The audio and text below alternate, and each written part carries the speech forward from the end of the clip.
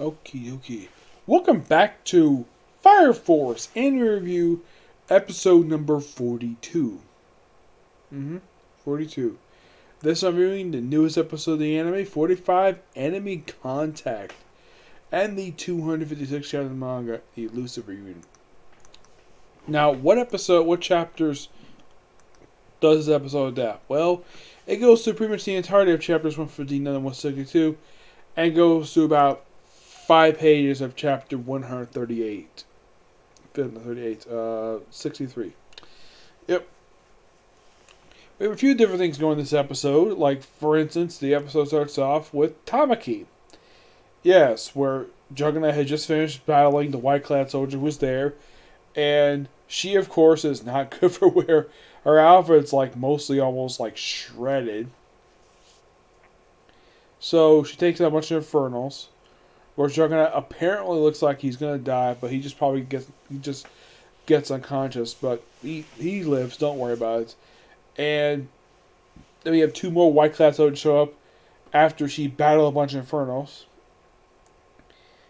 And she's wondering how the worm will survive. And then the captain of Company 2 shows up out of nowhere, headbutts one of them, and we also see Captain Obi there, along with Iris, and I'm trying to think who else was there.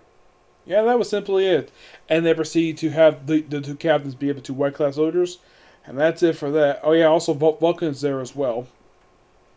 Meanwhile, then we have a couple of different locations. We have Shira just walking through his tunnel and come across Giovanni.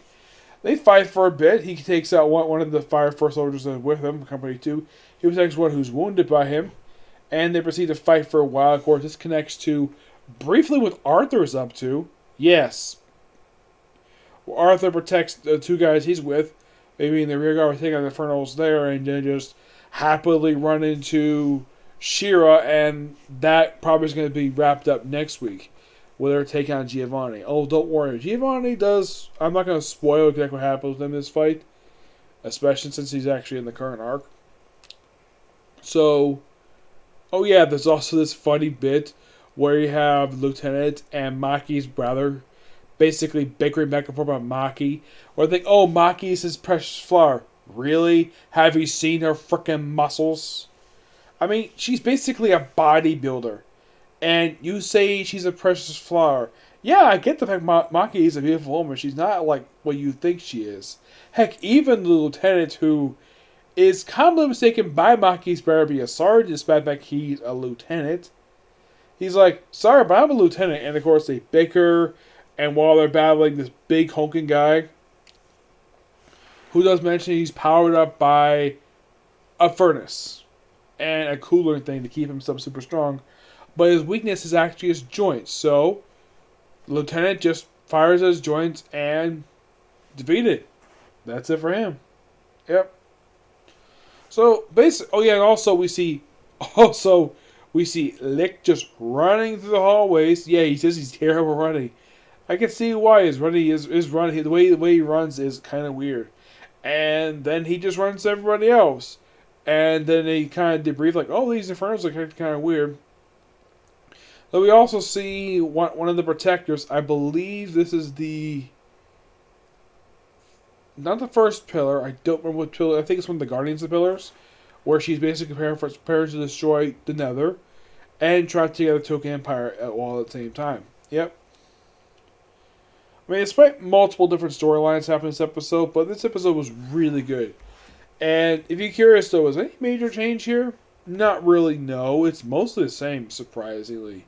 So I think basically, from what I can tell, definitely the next episode, provided it comes out next week, we'll wrap up this arc and then go into the Stigmata arc, which is only 2 episodes in. If you're curious how many episodes left to go for Season 2, there are 3 episodes left, and unknown if it's going to be Season 2 or not, okay? Alright, moving on to Chapter 256, the Illusive Reunion.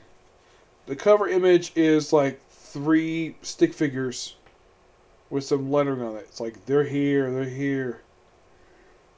Chapter starts off basically with a bunch of debris falling at some civilians, though Captain Obi protects a kid from debris. It's like Tawa Hope, Don't lose hope. Of course, everybody's basically chipping in.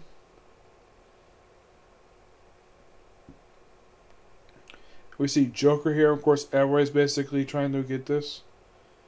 Talk about story of the world.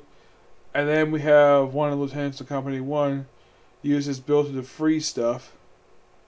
Try to slow stuff down. And then something really kind of odd happens. Well, we have one of the Fire Force soldiers getting taken out by a freaking axe of all things. And it's the company captain of Company 4. Yeah, he's gone nuts. But no, this is actually just a doppelganger. And we see like some flames swirling around. What's inside here? Oh boy, it's Lieutenant Rucka. The guy who died back in the first Company 1 arc. He somehow was revived, despite the fact he was killed. This guy was shot in the head, yet now he's revived. I'm like, what? I mean, in the manga, I'm sure the guy had been dead for about 4 years now. I'm still surprised he brought him back. Like, the dirty, hot-blooded son of a bitch is back. The shadows of the dead return to attack the living. To be continued in Chapter 257, the bastard incarnation of the hot-blooded despair. Well, it's a good chapter. It does progress the story forward a bit. Though the return of Lieutenant Rucka was kind of surprising. I don't think anybody expected to see him back, but okay, fine. Sure hope we do something with the pillars soon. Yep. So yeah, that's that particular view. Next view is going to be a comic corner, and it's going to be 2 physical trades. Okay, see you next video.